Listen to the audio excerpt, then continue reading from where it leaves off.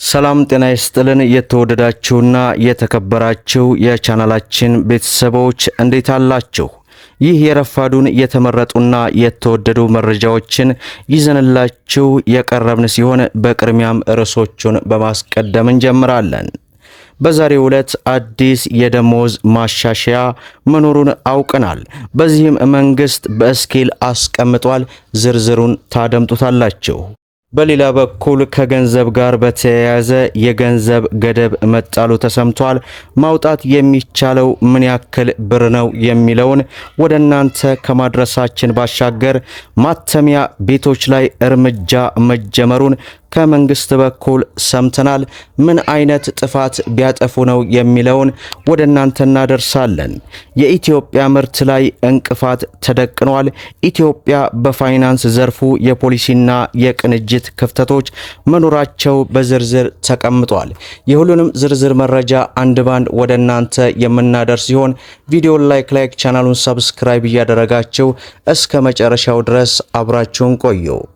በቅድሚያም ከደሞዝ ጋር በተያያዘ በዛሬው ዕለት አዲስ የደሞዝ ማሻሻያ መደረጉ ተሰምቷል። በሀገር አቀፍ ደረጃ መተግበር የጀመረውን የ3 ዓመት የፍትህ ትራንስፎርሜሽን ፍኖተ ካርታ ከተካተቱት አምዶች ውስጥ አንዱ አምድ ልማድና ብቃት ያላቸው ሰራተኞችን ፍልሰት በመቀነስ አዳዲስ አቅም ያላቸው ሰራተኞችን መሳብና በማጋባት የላቀ የፍትህ አገልግሎትን በመስጠት የህብረተሰቡን ተጠቃሚነትና በፍትህ አካላት ላይ ያለውን እምነት ማሳደግ አንዱ መሆኑ ተገልጿል። በዚህም መሰረት የፍትህ ሚኒስተር ለተቋሙ የተሰጠውን ሀገራዊ ኃላፊነቶች እንዲሁም የአዲስ አበባ ከተማ የኑሮ ሁኔታ መሰረት በማድረግ ከጥር 1 ቀን 2017 ጀምሮ ተግባራዊ ያደረጋቸውን የደሞዝና ጥቅማ ማሻሻያ መረጃዎችን እንግዲህ ተሞክሮ ለሁሉም ክልሎች ፍትህ ቢሮ ጠቅላይ አቃቤ ሕግ ማካፈል አስፈላጊ ሆኖ ተገኝቷል። በመሆኑም ከጥር 1 ቀን 2017 ጀምሮ ተግባራዊ የተደረገው የደሞዝና ጥቅማ ማሻሻያም እንደሚከተለው ይቀርባል።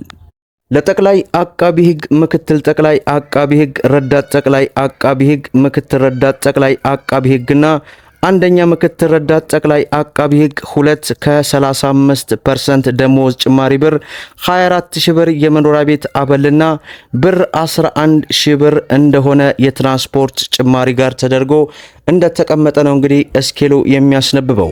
ሁለተኛ ከፍተኛ አቃቢ ሕግ 1 ከፍተኛ አቃቢ ሕግ 2 እና ከፍተኛ አቃቢ ሕግ 3 ከ35% ወደ 40% የደሞዝ ጭማሪ 20400 ብር የመኖሪያ ቤት አበልና እንዲሁም የትራንስፖርት 11000 ብር ተደርጓል።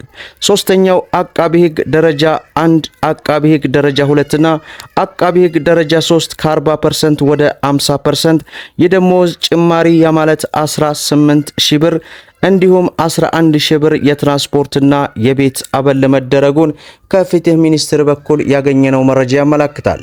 በሌላው መረጃችን ማተሚያ ቤቶች ላይ እርምጃ መጀመሩን ከመንግስት በኩል በዛሬው ዕለት ተሰምቷል። ህገወጥ የፋይዳ መታወቂያን በሚያትሙ አካላት ላይ እርምጃ ለመውሰድ እንቅስቃሴ መጀመሩ ነው በዛሬው ዕለት የተገለጸው።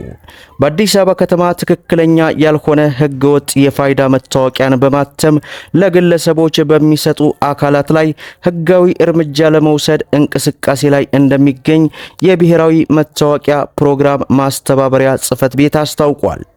የጽህፈት ቤቱ ዋና ዳይሬክተር የሆኑት ለአሃዱ እንደገለጹት የፋይዳ መታወቂያን በአጭር ጊዜ እንጨርሳለን በማለትና በአሰራሩ መሰረት መመዝገብ እንደማያስፈልጋቸው በመግለጽ ወዲያውኑ ፎቶ አንስተው ትክክለኛ ያልሆነ መታወቂያን በመስራት የሚሰጡ አካላት መኖራቸው ተረጋግጧል ማለቱና ከፍተኛ የሆነ ጥንቃቄ እንድታደርጉም ለማለት ያክል በዛሬው ዕለት ከአሃዱ በኩል ያገኘነው መረጃ ይህን ይመስላል። በሌላ በኩል ኢትዮጵያ የማር ምርት ለማሳደግ ጉዞ ላይ ብትገኝም የገበያ ተግዳሮት እንቅፋት ሆኗታል ተብሏል።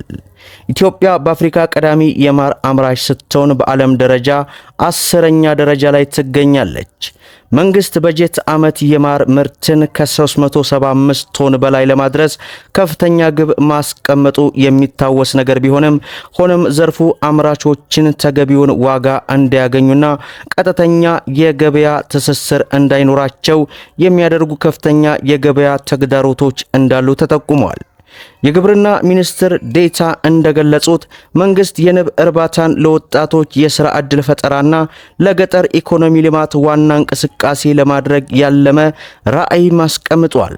ከ44 እስከ 62 ሚሊዮን የንብ ቀፎ ግዛት የመደገፍ አቅም ያለው ይህ ዘርፉ ከ7 እስከ 10 ሚሊዮን ለሚሆኑ ወጣቶች የሥራ ዕድል መፍጠርም ችሏል።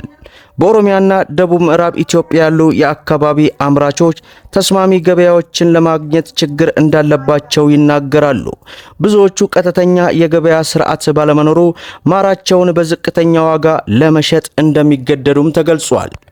በአሁን ሰዓት 1 ኪሎ ግራም ማር በአምራች ደረጃ ከ400 ብር ባነሰ ዋጋ የሚሸጥ ሲሆን በአዲስ አበባ እስከ 800 ብር ይሸጣል። ሀገራችን ኢትዮጵያም ማርን ወደ ሱዳን፣ ኖርዌይ፣ ሳውዲ አረቢያ፣ እንግሊዝ፣ ጃፓንና አሜሪካን የመሳሰሉ አገራት እንደምትልክ ነው መረጃው የሚጠቁመው። በሌላው መረጃችን ከገንዘብ ጋር ተያይዞ በዛሬው ዕለት የገንዘብ ገደብ መጣሉ ከትግራይ በኩል የወጣው መረጃ ያመላክታል። እንደሚታወቀው በትግራይ ክልል ባለው ከፍተኛ ሰላም ማጣት ምክንያት በርካታ ኢትዮጵያውያን ከንግድ ባንክ በኩል ገንዘባቸውን በብዛት እያወጡ የንግድ ባንክ ሰራተኞችን እጅግ አደገኛ አጣብቂኝ ውስጥ መክተታቸው ነው በዛሬው ዕለት የተሰማው። ከሰሞኑ እንደሚታወቀው የንግድ ባንክ ቅርንጫፎች እንዲሁም ሌሎች ባንኮች ገንዘብ በመውጣት ከፍተኛ ጭንቅንቅ የተፈጠረ ቢሆንም አሁን ላይ ታዲያ ባንኮች የራሳቸውን ገደብ በማውጣት ከ1500 እስከ 5000 ብር ብቻ እንጂ ከዚያ በላይ ማውጣት እንደማይችሉ የመረጃ ምንጮች መረጃውን እያወጡት ይገኛሉ። ታዲያ አሁን ላይ በትግራይ በኩል ያለውን የሰላም ማጣት ምክንያት በማድረግ በርካታ ኢትዮጵያውያን ያለ ገደብ ገንዘባቸውን ከሰሞኑ ማውጣታቸውን መረጃ ወደ እናንተ ማድረሳችን ይታወሳል። በሌላው መረጃችን ኢትዮጵያ በአረንጓዴ ፋይናንሱ ዘርፍ የፖሊሲና የቅንጅት ክፍተቶች እንዳሉባት እየተጠቆመ ይገኛል። ኢትዮጵያ ለአካባቢ ጥበቃ ተስማሚ የሆኑ የፋይናንስ ተግባራት፣ አረንጓዴ ፋይናንስ ውጤታማነት የጎደሉ የፖሊሲ ማዕቀፎችንና በመንግስት ኤጀንሲዎች መካከል የቅንጅት ችግሮች እንደሚታዩባት አንድ ጥናት አመላከተ። በዚህም ጥናት መሰረት ኢትዮጵያ የአየር ንብረት ፋይናንስን ለመጠቀም አቅም ማነስ፣ ደካማ የመሰረተ ልማት የገንዘብ ድጋፍ ፕሮግራም አለመመጣጠን፣ የማይመጣጠን የአደጋ አስተዳደር፣ የፖሊሲ አለመመጣጠኖች፣ የቅንጅት ጉድለቶችና የብሔራዊ የካርቦን ክሬዲት ምዝገባ እጥረት እንደሚታይባትም ተጠቁሟል። ችግሮቹን ለመፍታት የሀገር ውስጥና ዓለም አቀፍ ኢንቨስትመንት ለመሳብ ኢትዮጵያ ብሔራዊ የካርቦን ክሬዲት ምዝገባ እንድትመሰረት የተቀናጀ የገንዘብ ድጋፍ ሞዴሎችን እንደምታቀርብ በጥናቱ መገለጹ ነው በዛሬው ዕለት ከኢትዮ ቢዝነስ ያገኘነው መረጃ የሚጠቁመው። ደመጥ ያለባቸውን ወሳኝ የሆኑ መረጃዎችን ይመስላሉ። ቪዲዮውን ላይክ ሸር አድርጉት እያልኩ እስከ ፍጻሜው ድረስ አብራችሁን ስለቆያችሁ ልባዊ ምስጋናችንን እየሰጠን በሌላ ቪዲዮ እስከምንገናኝ ወሰላሙ አለይኩም ወራህመቱላህ።